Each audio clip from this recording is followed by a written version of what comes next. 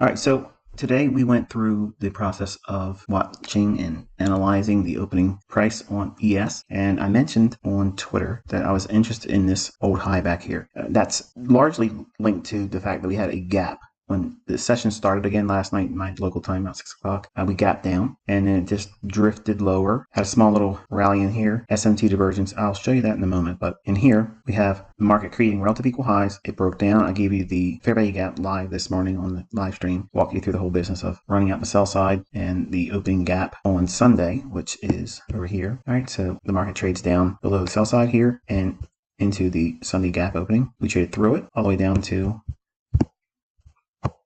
another fair value gap, hits that there, comes back up, runs back up into the opening range, drops once more into an order block, rallies, takes a short-term high, retraces back down into another order block, and we worked off this order block, which you'll see when we get in the 5-minute chart, it's a little bit cleaner here, and rallying up into the levels mentioning on Twitter this morning. So I'm going to drop into a 5-minute chart. There's the fair value gap I gave you live. Beautiful delivery. Look at the low on this candle right here. Right up here. Look at this value right here. 39.26 3/4. This candle trades right back up to what value? The high now on this candle. 39.26 3/4. Folks, that is absolutely perfect. So when we hit this fair value gap, it broke lower and then once more returned back up into it. Well, not into the fair value gap, up into that range here, and then broke. And I gave you a small little imbalance here we'll look at in a moment. We traded down into the Sunday gap. I mentioned the lower end would be this time the level to watch. I said if we went down below it, come back up, it'll act as what? Resistance. It does so here. We'll look at it in lower time frame. Drops lower, once more hits the old fair value gap I showed you before we dropped into the 5-minute. A little bit of consolidation ahead of lunch. Typical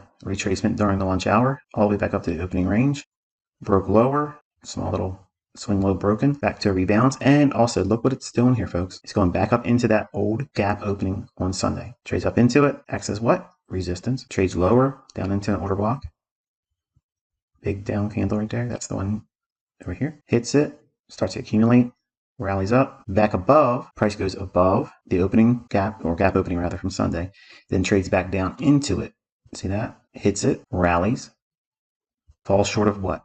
The relative equal highs over here. Retraces. Where does it trade down into? That gap opening again. Now we're at the discount low. It rallies, comes back down in, fair value gap, trades into that. This is a 15-minute order block. Rallies, and what's it go to? The 39.52 3/4 level. Hammers it. Beautiful. In the afternoon, it became a lot better. In the morning, it was sloppy. So when I say things are sloppy, it just means that it's not really giving you a whole lot to work with. I mean, you have very few options and you have to know exactly what you're looking for, i.e. what I was giving you this morning. And this area here, watch how it should stay open, and it stayed open, basically the whole thing.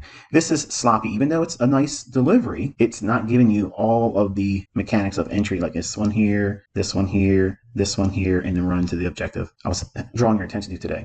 So the morning, while yet it was still potentially profitable and I was able to call it for you live, that really wasn't my choice session because it was just, I didn't have a real clear view on what I wanted to see. But I taught you today with this lesson, using that Sunday gap opening and just extending it through the entire week.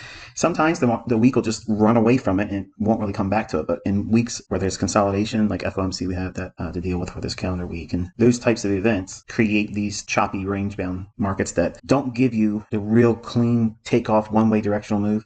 You have to know how to trade in these environments. I want to go back up to the 15-minute time frame and talk a little bit about this area up here. That gap, I think that is where we're going to be drawing up into, because this is, in my opinion, not going to be left open. Okay, so they're going to want to trade back up into that. There's missing data here. Okay, there's an actual gap.